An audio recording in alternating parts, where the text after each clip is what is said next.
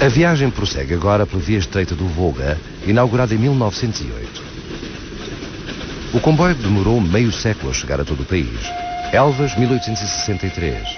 Bragança e Vila Real de Santo António, 1906. Na primeira metade do século XX, com o aparecimento do automóvel, investe-se proporcionalmente menos na ferrovia. A viação acelerada perde velocidade com a revolução da estrada. Décadas depois chegaram a vir cá estrangeiros só para passear nos comboios que já não havia em mais lado nenhum. Das excursões do Clube das Locomotivas da Grã-Bretanha ficaram registros inéditos. A estação do Pocinho, anos 70 do século XX, ainda no tempo do vapor. Por esse país fora, mais de uma dezena de linhas e ramais sem renovação foram encerrados no final da década de 80.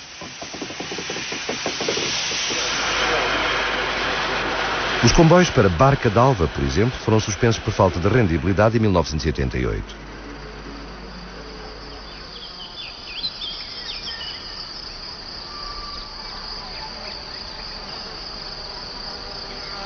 Esta estação fronteiriça está abandonada desde então.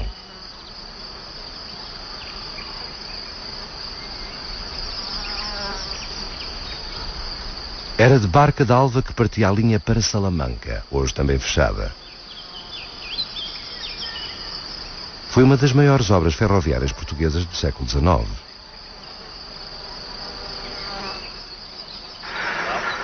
São 20 túneis e 14 viadutos metálicos em apenas 17 quilómetros. Tudo já do lado espanhol da fronteira do rio Águeda, mas tudo financiado e construído pelos portugueses para ligar o Porto à Europa. A rede de caminhos de ferro começa a ser construída em Portugal, começa a ser construída em proveito de Lisboa. E, portanto, o Porto teme, justamente à medida que se vai construindo esse mercado nacional em proveito de Lisboa, teme ficar afastado desta realidade. A linha abriu em 1887. Fechou 98 anos depois sem nunca ter dado lucro. Provocou a falência de 7 bancos e milhares de casas comerciais do Porto e a morte a mais de 200 trabalhadores. Houve grandes negócios e houve suicídios, houve falências, houve bancarrotas. O epílogo desta história é um epílogo dramático. A Banca do Porto deixa de ter significado a nível nacional. Boa parte da burguesia do Porto, que tinha os seus negócios ligados à banca, e os próprios capitalistas que investiram no sindicato portuense e, portanto, na Salamancada, perderam grande parte dos seus capitais. As linhas foram construídas com muitas mortes, com muitos prejuízos contínuos, e acabaram por não resultar. Hoje está interdita a circulação nesta linha por causa do mau estado dos viadutos.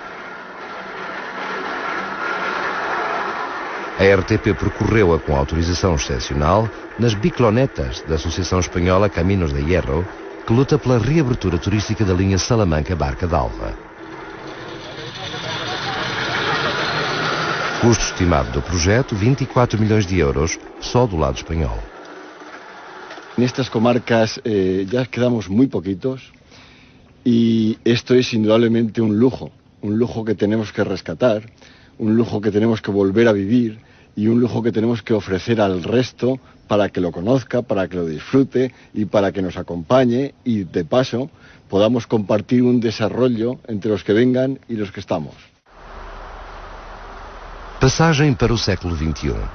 A velocidade máxima do Alfa é imposta pelo sistema informático. 220 km por hora aproximadamente. Acima disso, o controle de velocidade do Convel na gíria ferroviária corta a tração. A modernização da linha do Norte permitirá em breve encurtar a duração da viagem para 2 horas e meia entre o Porto e Lisboa. 15 minutos a menos do que hoje.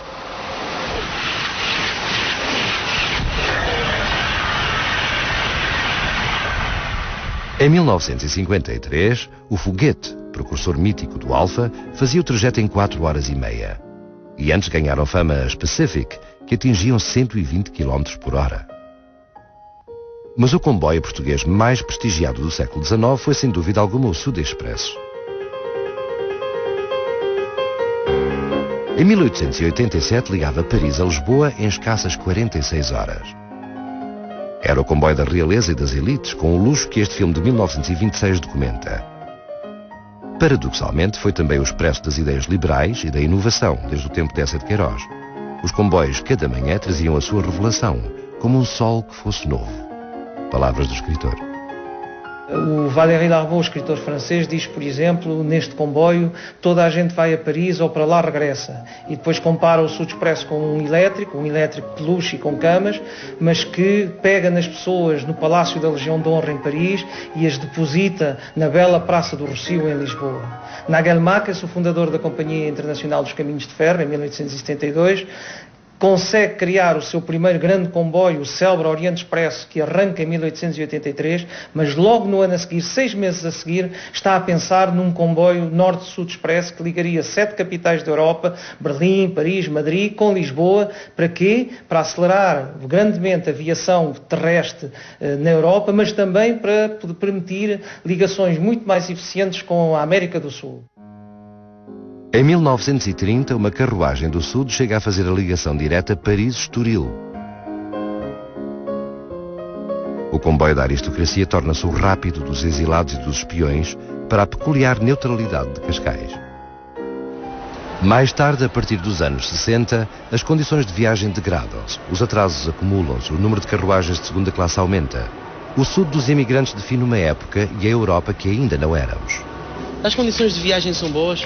Para mim não, e para todos os portugueses. Mas o que é que nota que falta nos comboios? Faltas de limpeza, falta de água. Os comboios, os portugueses não têm a coisa que têm os franceses, mas tem que ser mesmo. Quantas horas é que durou a viagem? E a viagem...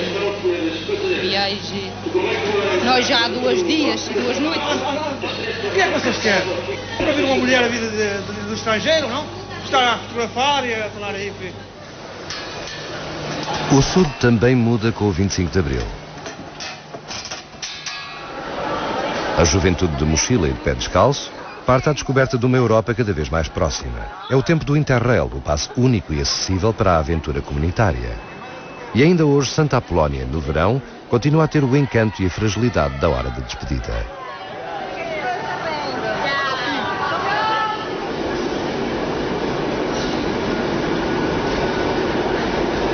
O Sud continua a ter pelo menos uma carruagem, cama e um restaurante. A intenção é preservar o charme das grandes viagens de outrora. As carruagens é que já não são as originais. Os salões do antigo Sud agora circulam no Expresso do Oriente. Primeira chamada para o jantar. O serviço persistiu com 3 pratos e a distinção possível. Isso deve-se em grande parte a um homem que morreu em 2005. Começou aqui a trabalhar aos 17 anos, serviu reis e presidentes. António Martinho era um grande contador de histórias e as do Sud conhecia-as todas, como a do contrabando de ouro e de café que fez a fortuna de um condutor. Esse senhor encarregava-se, portanto, do transporte ao meio do café, porque as camas tinham umas grandes arrumações por baixo, e então aí era metido o café, o que dava até um certo conforto ao cliente, porque tinha toda a noite um cheirinho muito agradável.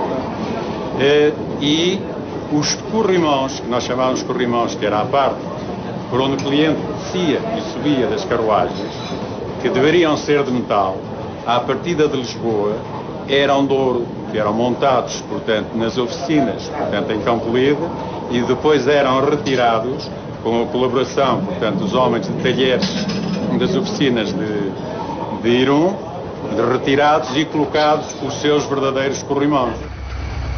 Memórias do Sud Expresso que ainda liga Santa Apolónia a Paris.